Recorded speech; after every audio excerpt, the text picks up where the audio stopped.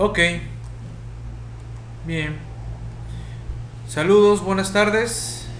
Pues siendo las 6 de la tarde, este 30 de julio del 2012, es para mí un gusto y un honor darle la bienvenida a nuestra compañera Araceli, conocida en Twitter como cielo-am, quien se ha especializado en la materia de fiscalidad internacional y por ello su, su horario, que va a ser los lunes a las 6 de la tarde, pues se le ha denominado fiscalidad internacional. La compañera Araceli pues ya estará compartiéndonos por este medio pues todos los diversos tópicos en materia internacional. Así que Araceli, agradezco el apoyo para con la comunidad virtual Anafinet, para con todos los colegas y compañeros que van a estar participando en estas sesiones.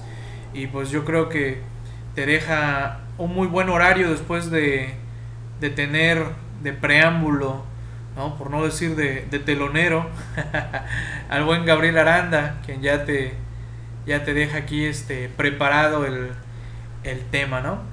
Y en efecto, qué bueno que ahorita con la lámina nos recuerdas tu Twitter, bueno, el personal cielo-am, aunque tu Twitter vinculado al tema es Tratados Fiscal ES, y en Facebook también por ahí la tenemos, y bueno, ya también por ahí nos ofrece el mail de tratadosfiscales@gmail.com.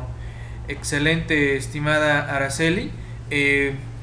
Yo meramente voy a estar aquí apoyándote por cualquier detalle que tengas. Yo sé que es tu primera ocasión ya de manera oficial aquí en el aula, pero está tu servidor, está también por ahí Santa, para apoyarte en cualquier inconveniente que tuvieras en el uso del sistema. Agradezco nuevamente tu disponibilidad y apoyo para con la comunidad. Así que sin más ni más, muy bienvenida. Gracias por apoyarnos y te cedo la palabra, ya atentos a que nos hables de esta que será tu espacio de todos los lunes a las 6 de la tarde. Adelante, estimada Araceli, te cedo el micrófono.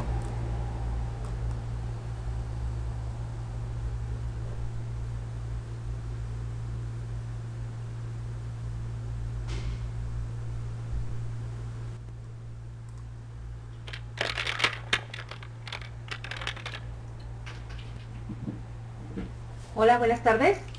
¿Sí me escuchan? Hola, hola. Ok, gracias. Gracias, gracias. Um, ok, de acuerdo. Bien, pues agradezco mucho obviamente la bienvenida que me está dando Miguel. Un poco oscuro. Vamos a ver si me volteo un poquito.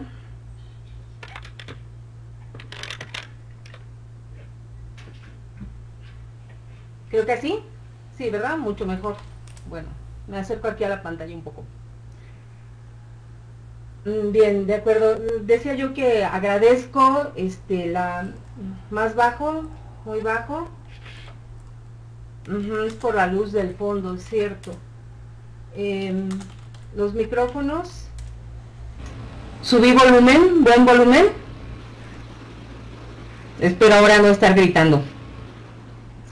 Bien, decía yo que agradezco ante todo la bienvenida que me da Anafinet como miembro de su comunidad. Para mí es un orgullo poder participar justamente como un miembro de esta comunidad, no solamente que es grande en tamaño, sino principalmente grande por las personas que lo integran.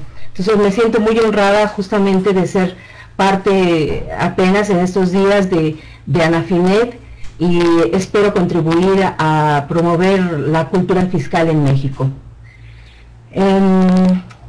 Y pues claro, pues agradezco también a cada uno de ustedes, a cada uno de los presentes que están justamente acompañándome en esta tarde. Tenemos buena audiencia, tenemos a Alfredo, a Ángela de la Cruz, por supuesto, Axel, Basilio, Chema, saludos. El contador Ortiz de Cancún, Denny, Fernando, Hilda, Ignacio Robles de Oaxaca, por supuesto. Si prendo otra luz, pues a ver, un segundo. Ya prendí otra luz. Espero.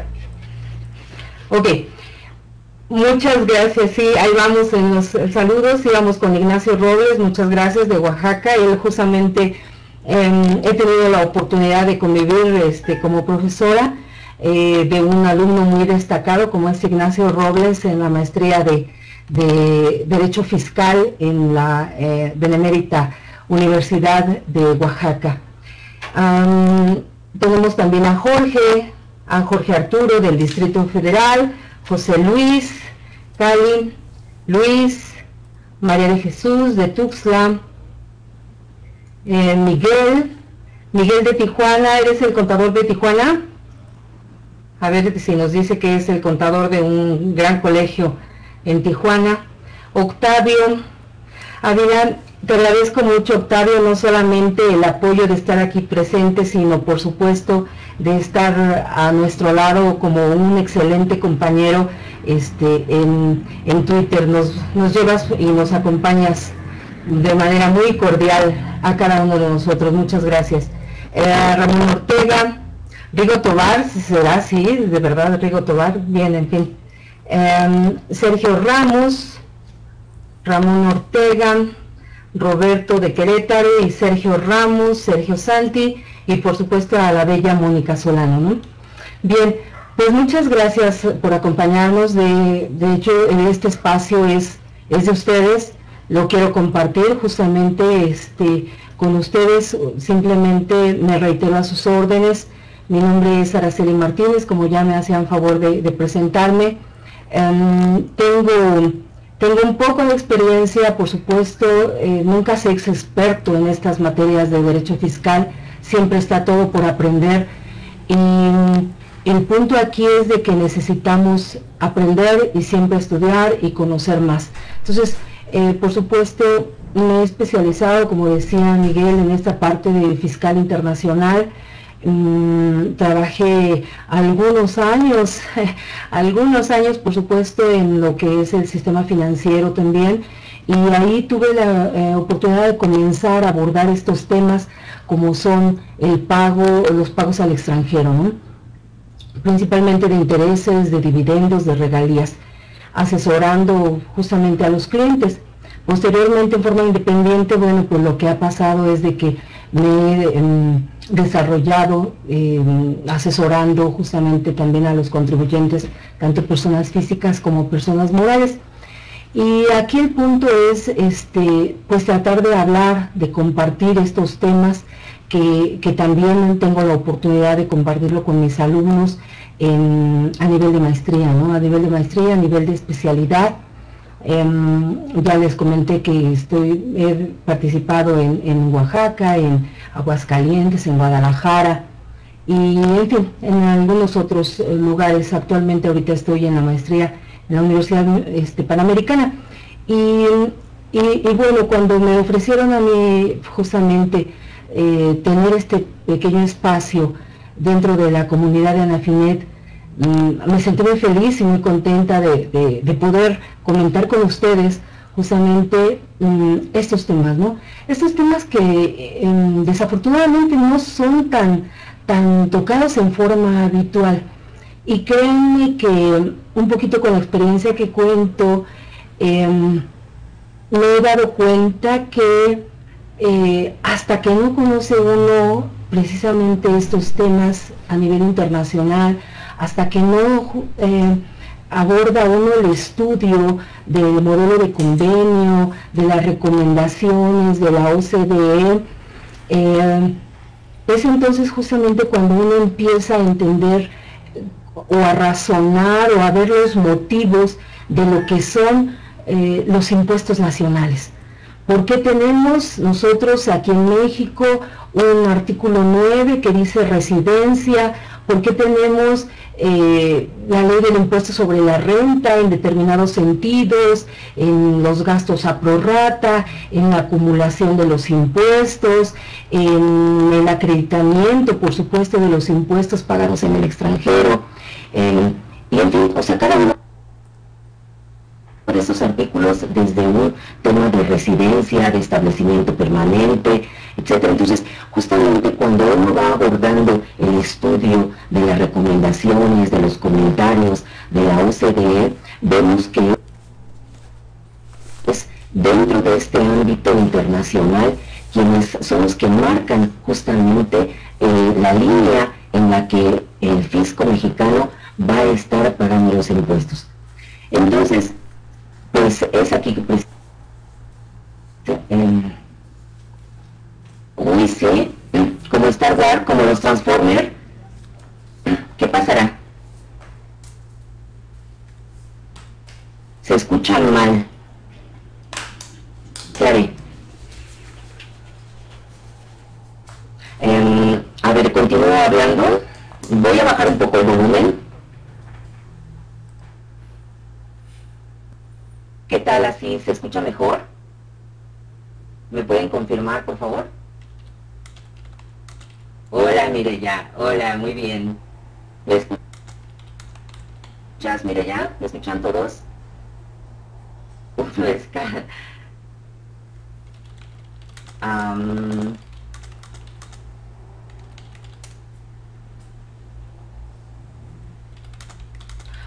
muy mal. ¿Qué haré? ¿Alguna recomendación? Hago una pausa. Bien. En lo que hacemos una pausa, síganme por favor en Twitter o en Facebook como Tratados Fiscales. ¿Me puedo salir? ¿Me salgo y vuelvo a entrar? ¿Moderador? Sí. Ok, tomamos una pausa, voy a salir un momento y regresamos para ver si se corrige el sonido que se está viciando, ¿de acuerdo?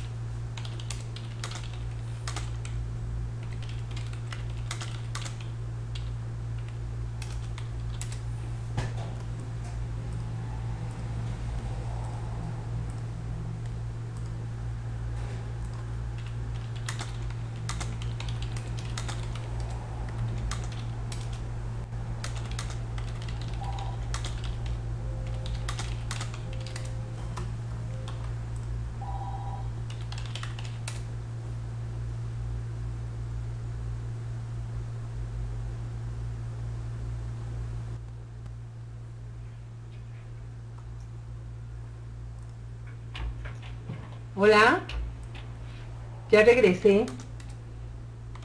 Total que soy... ¿Ya se escucha mejor? Perfecto. Qué bueno, me da gusto.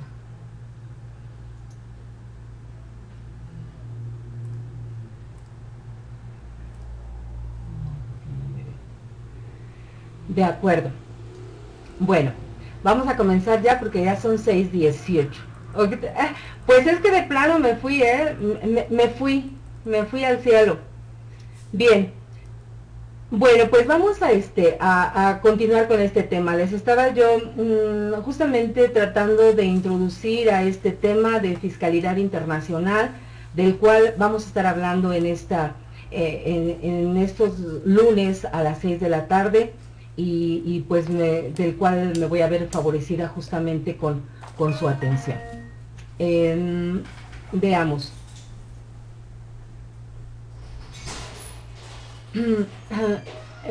Aquí lo que primero quiero comenzar justamente es por comentar o por justificar el motivo de que nos estemos ocupando justamente el tiempo de nuestra apreciada vida en este tiempo, de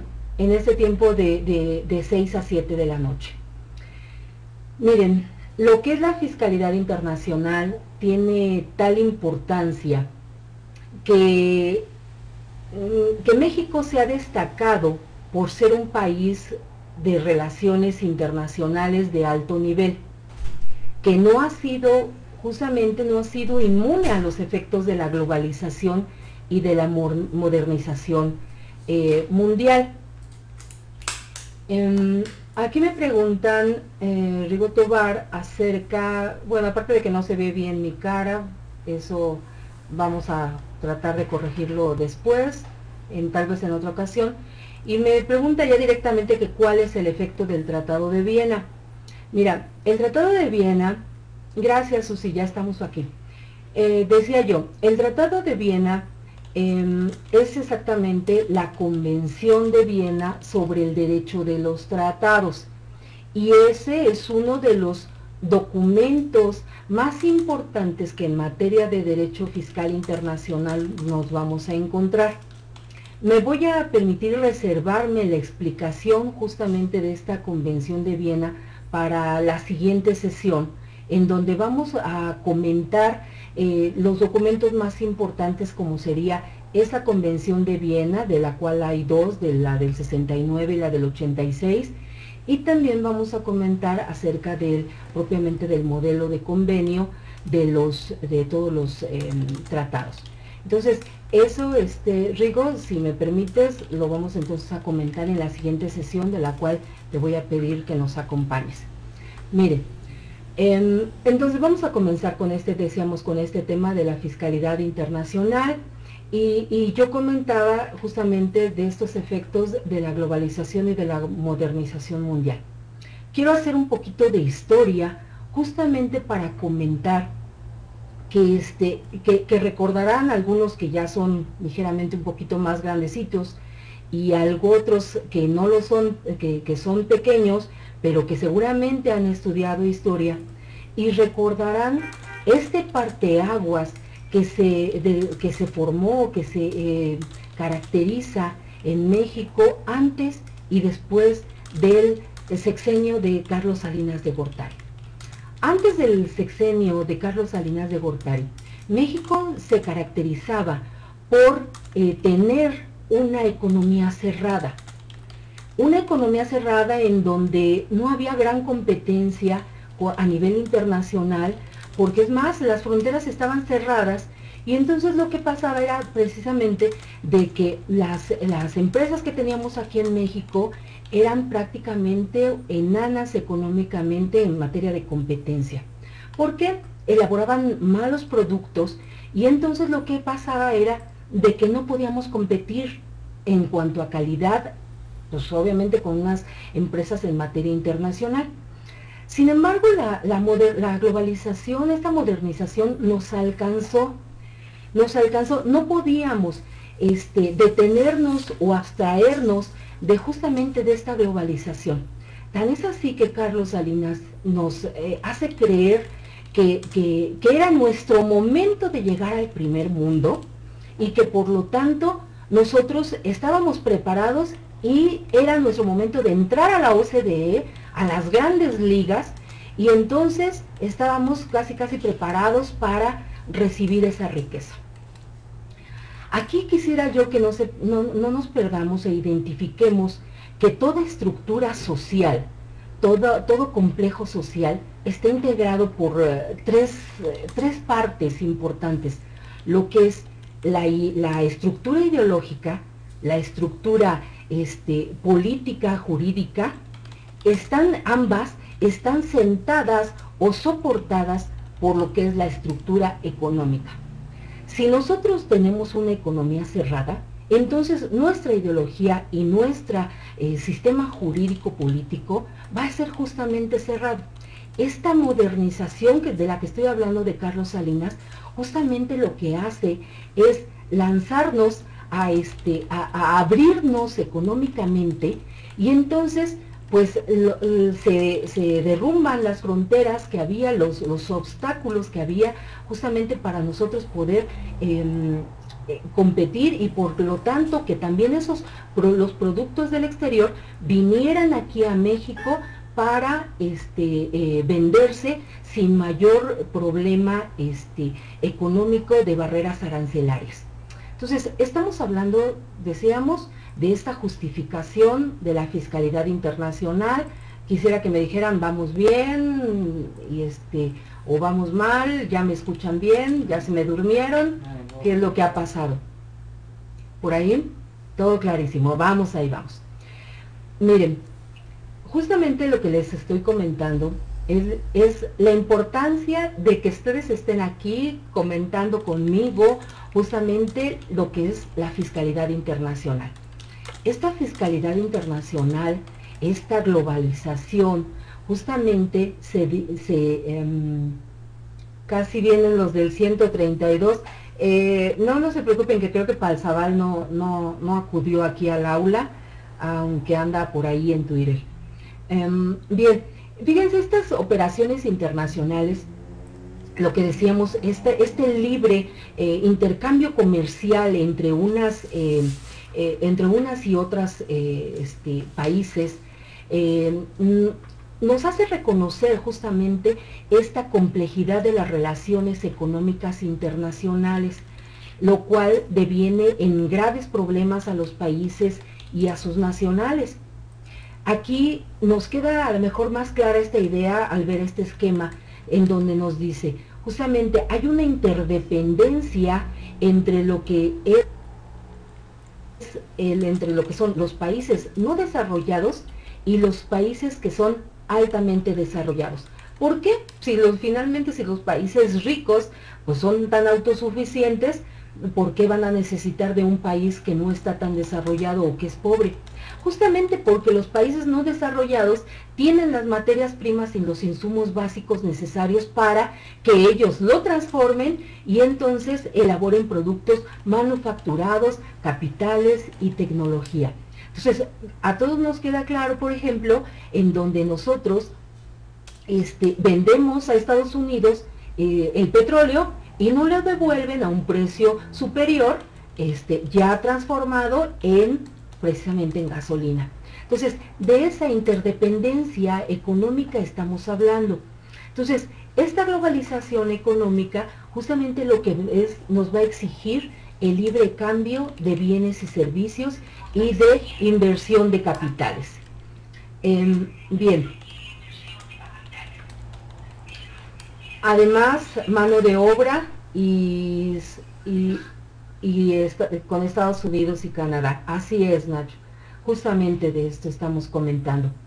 Miren, continuamos entonces. México, ¿cuál es el país de México, no? O sea, oye, la importancia del país de México, el desarrollo que ha tenido México en el mundo, ¿es importante, no es importante? ¿De qué se trata? Pues miren que México es como testigo y como protagonista, ha tenido un papel muy importante en el mundo. Comenzando a lo mejor por mencionar algunos antecedentes, podemos señalar que aquí la Liga de las Naciones comienza a trabajar a partir de la segunda década del siglo pasado, a establecer como forma de solución de conflictos la elaboración de los tratados, la elaboración de las relaciones, justamente como el medio principal para solucionar los conflictos. También otro comentario importante, tendríamos que señalar que México en 1948 fue sede de las reuniones para el desarrollo de lo que son los primeros modelos de tratado moderno. Y es que los tratados internacionales que forman parte justamente de esta fiscalidad internacional, pues han existido, en realidad han existido siempre. Siempre ha habido entre los países un acuerdo de voluntades, sin embargo, no ha tenido la formalidad necesaria, de tal manera que viene justamente esta Convención de Viena, que nos mencionaba Rigo, justamente para soportar o para codificar lo que es el derecho de los tratados. Continuando con estos antecedentes. 1994, como yo les decía, a lo mejor tendría que yo que regresarme aquí antes del 94 a un punto. 1992 se firma, bueno, claro, desde antes, pero ya propiamente en el 92 lo que se hace es ponerse una fecha, como fecha para firmar el Tratado de Libre Comercio, el 17 de diciembre del 92. Y entonces lo que se hace justamente dice, ¿sabes qué? Que para que yo, Estados Unidos y Canadá, firme el Tratado de Libre Comercio con América del Norte, lo que te necesito es que tú firmes conmigo un tratado, tú México, firmes un tratado para evitar la doble tributación.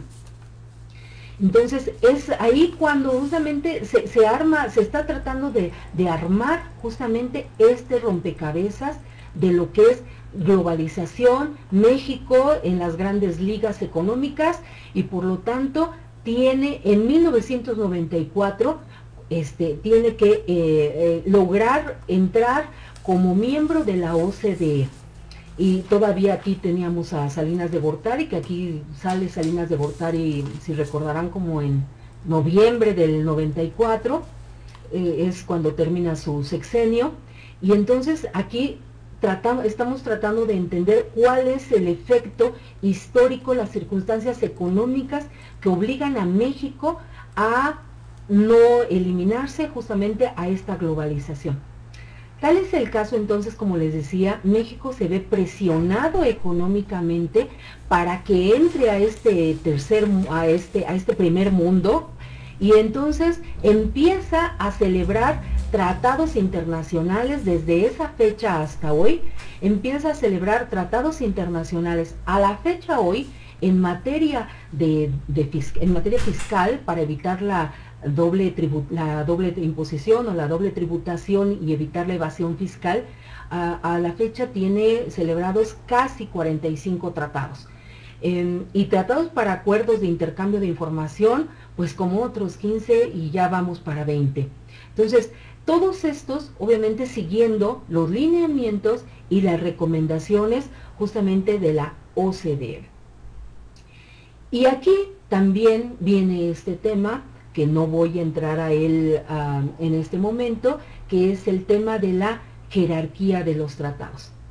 Y no voy a entrar a él porque yo quisiera reservarlo y tal vez invitar a nuestro amigo Tom Cisneros, que ahorita anda de vacaciones. Un saludo de todas maneras, aunque no me estés escuchando, amigo, hasta donde quiera que estés.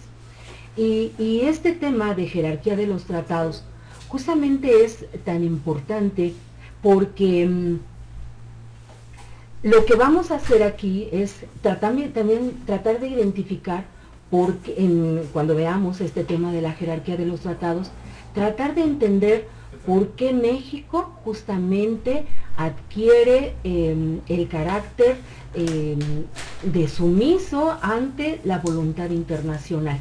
Entonces, simplemente aquí lo que voy a mencionar, como en la parte aquí de jerarquía de los tratados, es de que esta jerarquía de los tratados, y en consecuencia la interpretación que ha tenido la Suprema Corte de Justicia de la Nación, ha sido muy diversa en esta materia, y también atendiendo a las circunstancias históricas de determinado momento.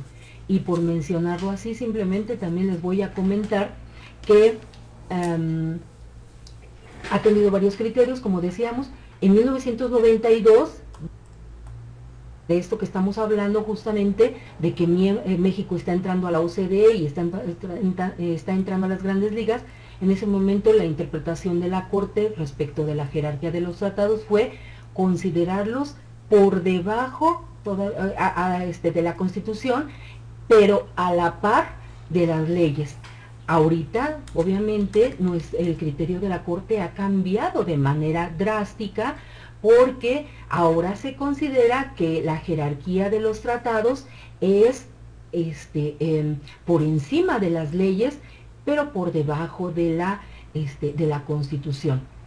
Aquí a lo mejor van a saltar igual algunos, si tenemos por ahí a lo mejor algún abogado, algún contador de cualquier manera, nos van a decir, oye, pero es que, me dice aquí Nacho, al mismo nivel. Eso era en 92, Nacho. Sin embargo, a partir de 99 y la reiteración en 2007, ha señalado que están por encima de las leyes, los tratados. Están por encima de las leyes, pero por debajo de la Constitución. Sin embargo, todos en Twitter y en Facebook sabemos, los contadores aquí y abogados que estamos aquí al pendiente, sabemos justamente que después de la reforma, exacto, Jorge Arturo, después de esta reforma de junio del año pasado, del 2011, las cosas han cambiado, porque ahora tenemos una tesis en que nos dice justamente que si algún tratado contiene derechos humanos, entonces ese estará incluso hasta por al mismo nivel que la Constitución. Pero bien, voy a dejar este tema de la jerarquía de los tratados, que es un tema bellísimo, del cual no está todo dicho. Al contrario, creo que necesitamos una nueva interpretación por parte de la Corte. Pero vamos a continuar platicando acerca de este tema de la fiscalidad internacional. Este tema de la fiscalidad internacional justamente se hace necesario explicar, porque en esta complejidad de las relaciones, de las operaciones comerciales de las que estábamos hablando hace un momento, de la globalización, surge precisamente la doble imposición. ¿Qué es esta doble imposición? Mire, vamos a hablar. Todos nosotros sabemos acerca de este artículo 31, fracción cuarta, que pues obviamente no lo sabemos todos, que aquello dice que son obligaciones de los mexicanos contribuir al gasto público, así de la Federación, Distrito Federal, estados y municipios en los que residan, etcétera. Y no es que no tenga importancia yo decir etcétera, sino a lo que voy es a la facultad que tienen todos los estados para poder gravar a los contribuyentes a fin de obtener ingresos. Esta potestad tributaria que va a la par que la soberanía, sabemos que para que un estado tenga tal carácter, pues entonces debe ser soberano. Al lado de la soberanía o de la mano con la soberanía está este ejercicio de la potestad tributaria. ¿Qué es la potestad tributaria? Es esa, la posibilidad que tiene el Estado de establecer las contribuciones. Pues es obvio que si yo gobierno un determinado territorio, entonces lo que va a pasar es de que yo le puedo establecer a mis gobernados las contribuciones necesarias a fin de realizar los fines que yo tenga establecidos, los fines del Estado.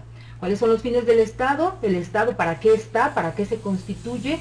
Para la seguridad, el bien común, la justicia. Me van a estar diciendo si estoy hablando de qué país o de qué estado, pues a lo mejor de un país que está en la luna, no sé, en otro sistema planetario, ¿no? Pero bien, esos son los fines del Estado, para eso están constituidos. Entonces, cada uno del Estado tiene su potestad justamente para, tiene la potestad para establecer las contribuciones que él considere necesarias. Y entonces es aquí cuando se abre todo el rubro de las finanzas públicas. Y las finanzas públicas es un tema tan interesante del cual podemos nosotros enviar reenviarlos a la ley de ingresos de la Federación y cada uno de los estados y municipios. Y entonces vemos que aquí tenemos varios rubros. Pero México se ha centrado, en mi opinión, desafortunadamente se ha centrado sobre el rubro del recurso tributario, de los impuestos.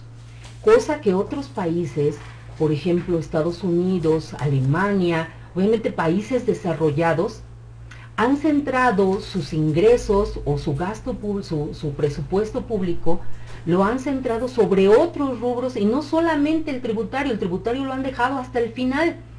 ¿Cómo qué rubros? Como el de la emisión de moneda, como el de los precios públicos, como el financiamiento. Oye, pero ¿cómo el financiamiento? ¿A poco está bien pedir prestado? Bueno, pues tenemos, por ejemplo, Estados Unidos, que es el país más endeudado del mundo y sin embargo, una de las principales potencias. Estar endeudado no significa ser pobre, simplemente significa tener la posibilidad del manejo de los recursos económicos.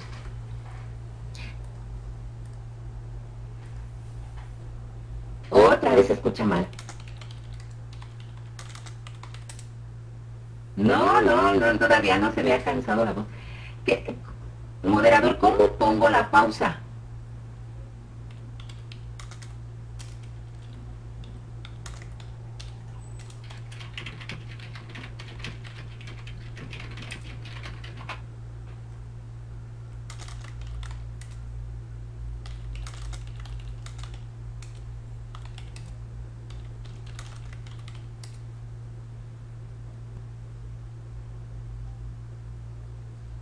¿Hola?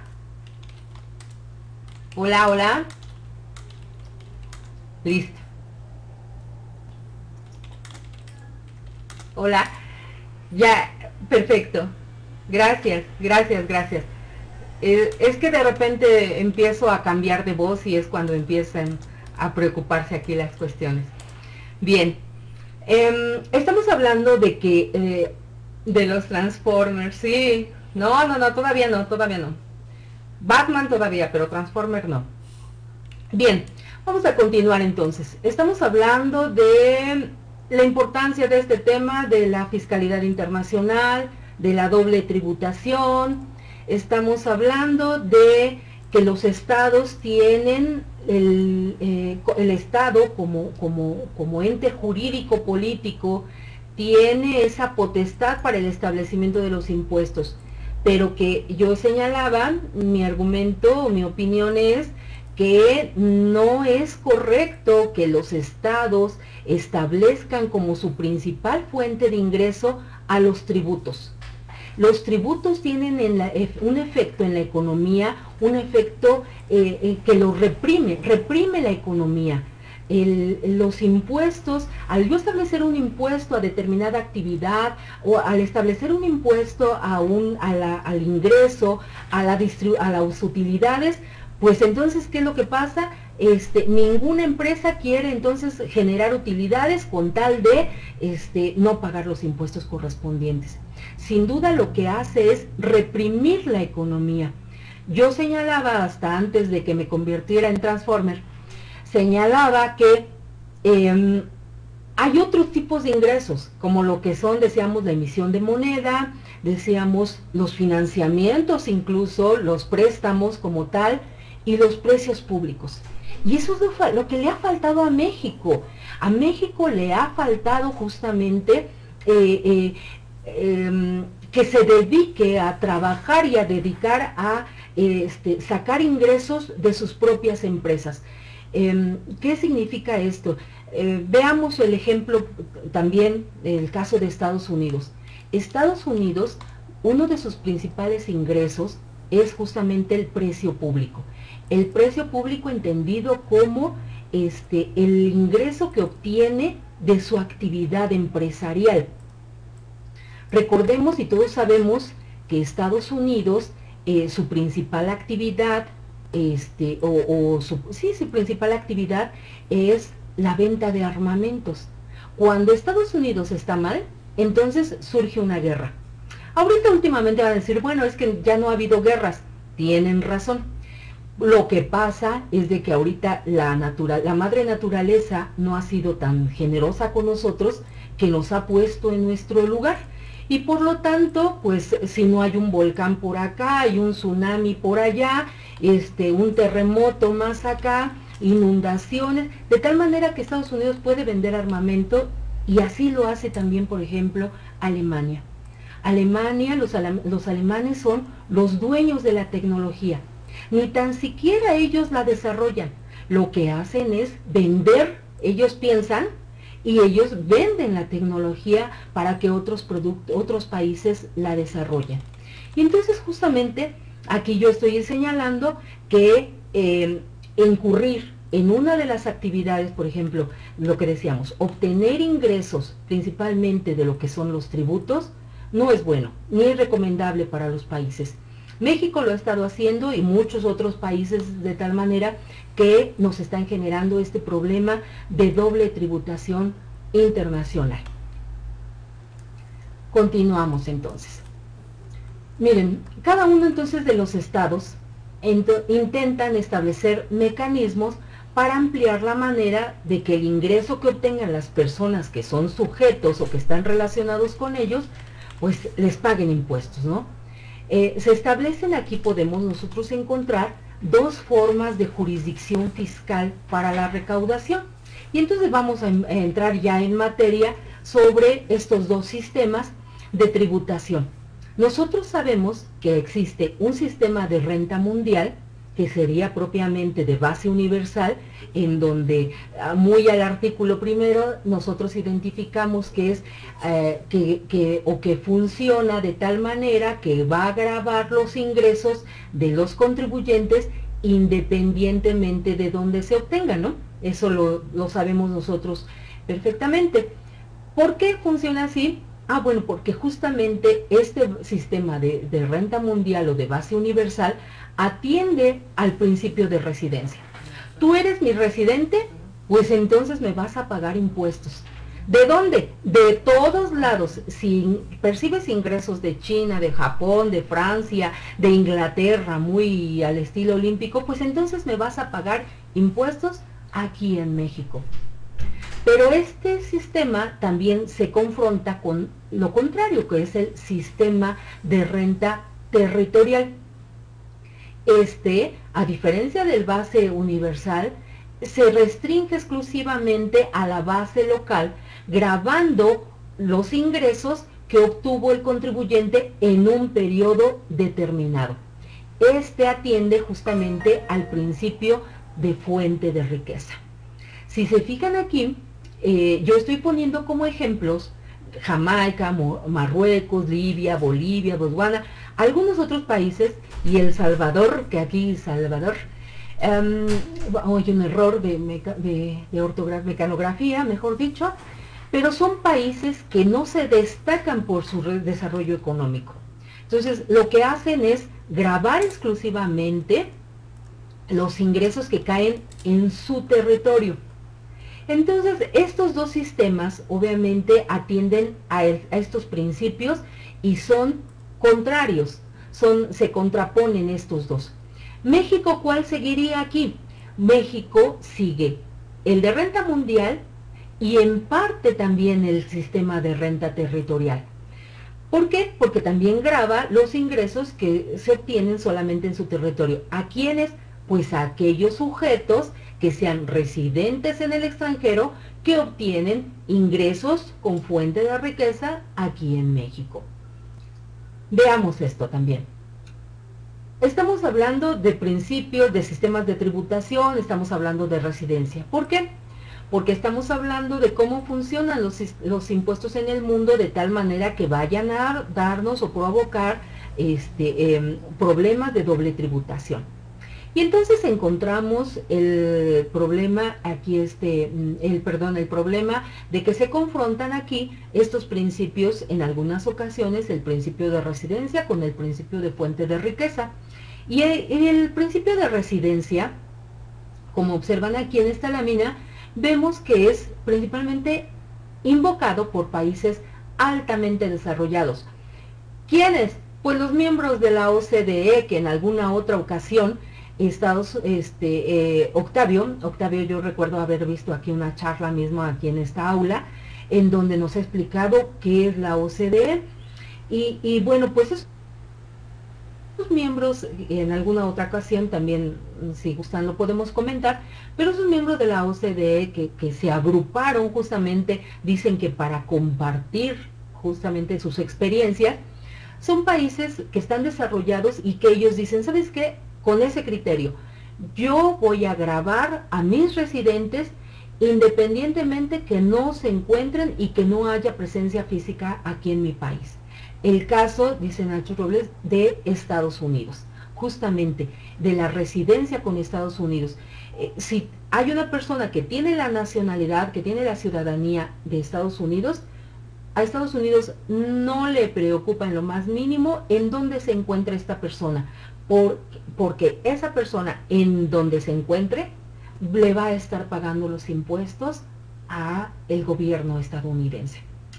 Por otra parte, entonces, tenemos los países que se identifican con el principio de fuente de riqueza, que no tenemos una definición como tal, la ley no nos da, pero que todos entendemos que es el lugar o el origen de donde genera el ingreso objeto del impuesto.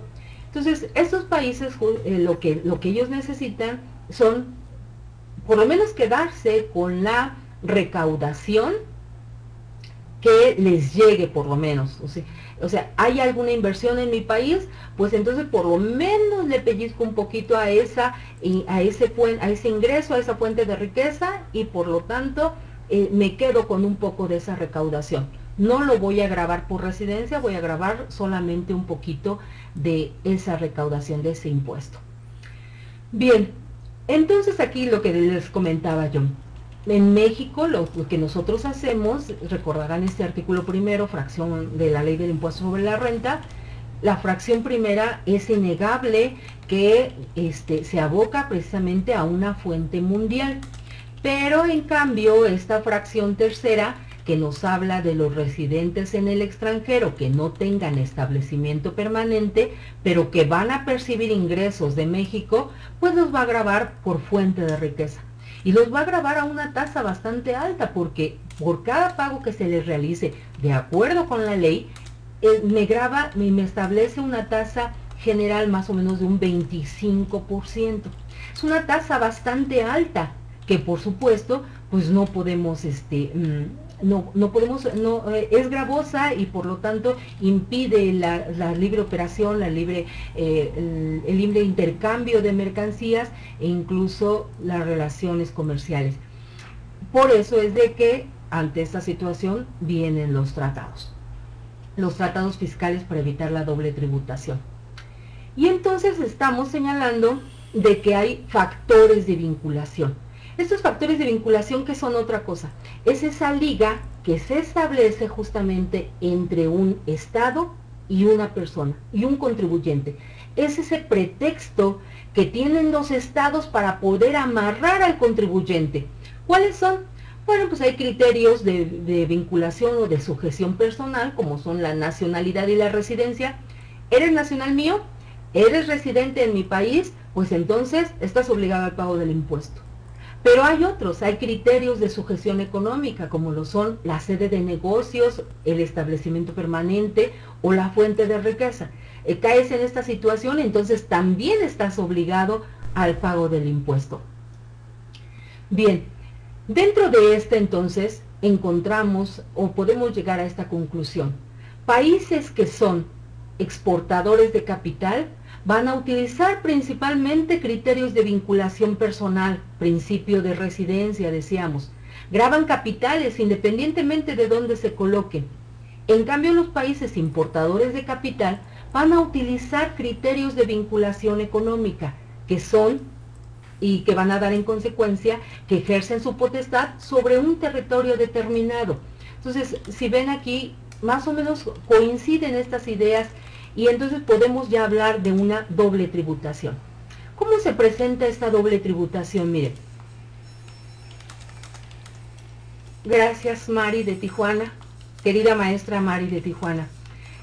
Miren, esta doble tributación, tenemos aquí vamos a identificar A, B y C, son personas físicas o morales que están ubicadas en 3 países diferentes. Miren, aquí tenemos este ejemplo. Si A es accionista de una empresa que está en un tercer país, que está ubicado como C, pero A, que es socio accionista, vende sus acciones a una persona que se ubica en un tercer país, le vende esas acciones, Entonces, aquí podríamos, bajo unos criterios distintos, podríamos encontrar que habría doble o múltiple, es decir, aquí triple tributación. ¿En dónde es en donde se pagan los impuestos? ¿En el país en donde se es residente? ¿El país en donde hay fuente de riqueza? ¿O el país en donde se lleva a cabo la operación? Esta parte, esta disyuntiva, es en la que se encuentran justamente los contribuyentes que realizan operaciones en diferentes países. Dice aquí Carlos, es múltiple. Es múltiple porque se da justamente este problema de doble tributación.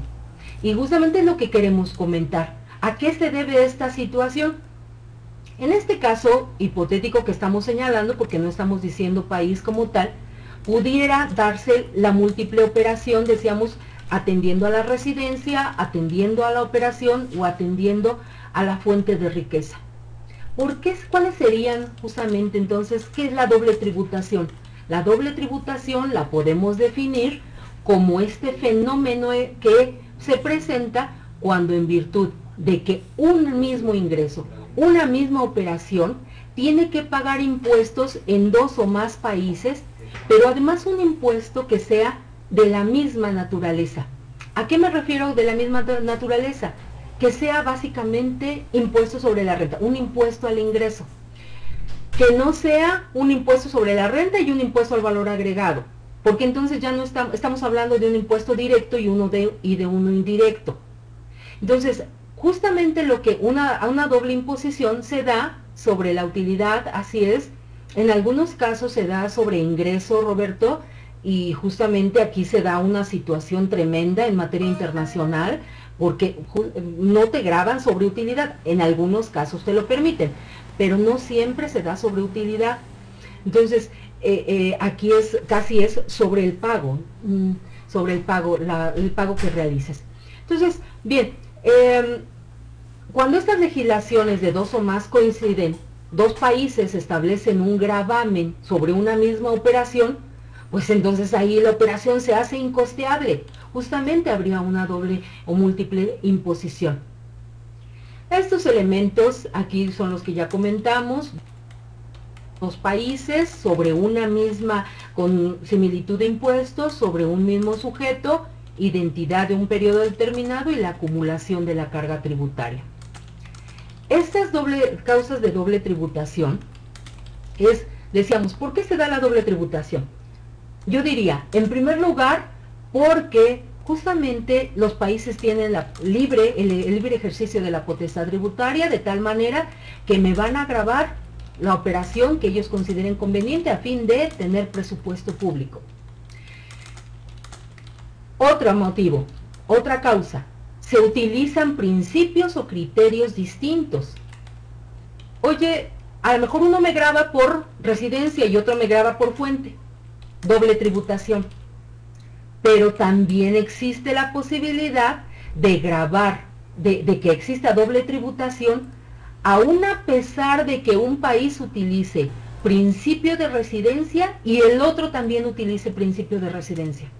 ¿Por qué? Diríamos, o sea, a lo mejor la solución sería que todos utilizáramos principios de residencia. Ah, bueno, porque bien, cada perfecto. Uno entendemos por residencia lo que Dios nos da a entender. ¿Qué significa esto? Lo que te quiero decir es de que atribuyo yo, país, Estados Unidos, por ejemplo, sí, atribuyo la residencia conforme a la ciudadanía. Otro país, México, atribuye la residencia por si tienes una casa habitación. Otro país atribuye la residencia por presencia física. Estás aquí, has estado aquí 183 días, para mí eres residente. Cada uno, repito, entonces entendemos por residencia diferentes conceptos. Aquí se dan problemas de doble tributación. Entonces, esos son simplemente algunos ejemplos. Hay conflictos de residencia a residencia, conflictos de residencia con fuente, que es el más normal, o el más común, por llamarlo así, el más ordinario, y hay también conflictos de fuente-fuente. En fin, aquí vamos entonces. El problema de esta doble imposición y el motivo de que estemos aquí todos es justamente eliminar estos efectos de la doble imposición. Gracias, Gloria, que eres acá también vecina de Cuautitlán Izcalli. Muchas gracias. Decíamos, esta doble imposición, la cual la queremos eliminar, es justamente porque da distorsiones económicas que atentan a este libre intercambio. Miren, yo les diría, ¿por qué necesitamos eliminar la doble imposición? ¿O por qué los países se han preocupado en elaborar tratados internacionales a efecto de eliminar esta doble tributación? No es que sean muy buenos, no es que quieran que sus pobres contribuyentes no paguen impuestos, es justamente porque se elevan los precios de bienes y servicios y entonces es como si les estuvieras estableciendo una barrera arancelaria al comercio. Estás impidiendo los fines y el objetivo de la globalización. Luego entonces les interesa mucho, por supuesto, eliminar justamente esta doble tributación. Veamos, entonces, ¿qué es lo que les decía? Esta comunidad internacional ha buscado eliminar justamente estos efectos efectos dañinos de la doble tributación, porque te encarecen la operación, y por supuesto como empresarios a ellos lo que les interesa es eliminar estos costos. Yo creo que dado la hora de que son las 7 de la noche, pues nos vamos a tener que despedir, lamentablemente. El tiempo me ha alcanzado, igual que la globalización nos ha alcanzado.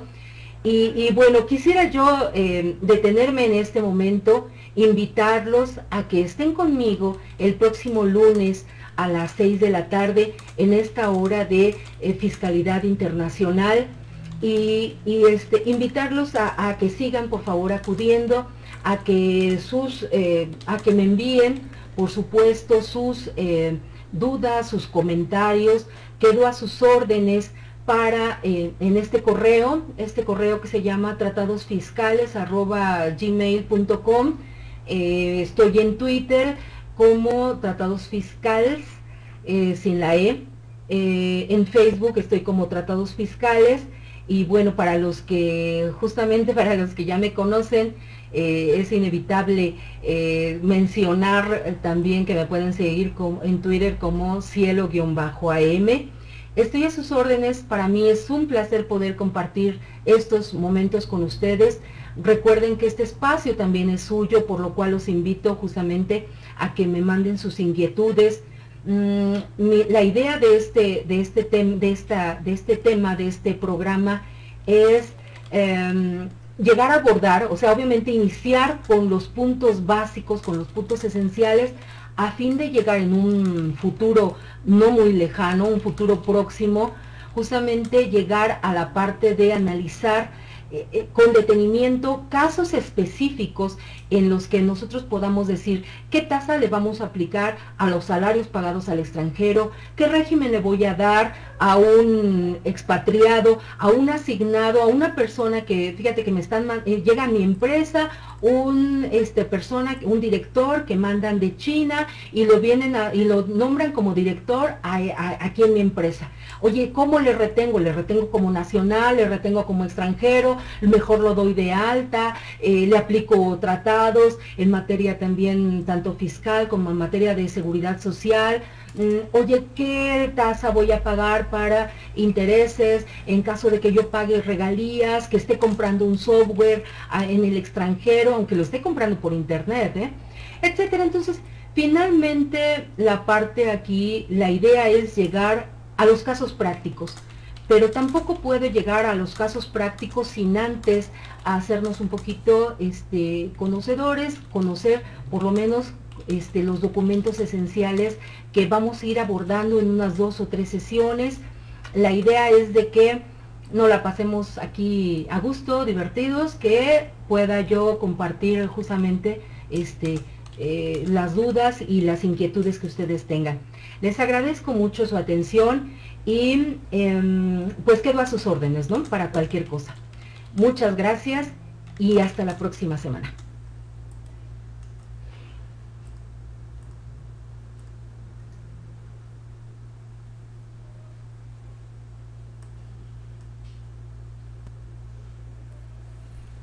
Agradecemos a Araceli el arranque sin duda muy exitoso de este programa Fiscalidad Internacional en la comunidad virtual Anafinet.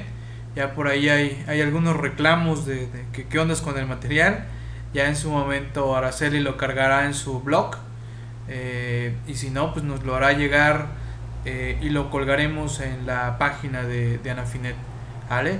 Muchas gracias, estimada Araceli. Sin duda estaremos atentos. Todos estos planteamientos finales que nos has hecho son preguntas muy recurrentes, de repente por parte del empresariado, y pues qué mejor que estar atentos a lo que un especialista nos irá señalando. Pues bien, muchas gracias a todos por su participación en la primera sesión de nuestra compañera Araceli.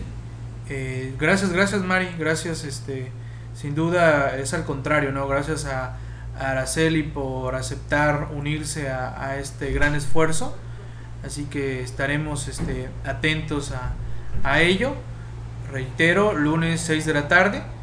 Y pues bueno, sin más ni más, los dejamos por aquí con un poquito de música. Es lunes 30 de julio, todavía algunos titulares andan de gira artística, por lo cual de repente por ahí habrá programas en los que no esté su titular, pero bueno, ya estará un poquito de música para todos aquellos, y ya una vez que se incorporen todos los titulares, pues bueno, ya los estaremos saludando y lo estaremos difundiendo a través de las diversos medios de comunicación que tiene la agrupación. Hecho pues muchas gracias, y ya nada más por ahí le pediríamos a la compañera Araceli que ponga por ahí en la pestaña charla de texto para que le retornemos los controles a los moderadores. ¿Vale? Hecho pues, saludos, gracias a todos, hasta la próxima, gracias Araceli.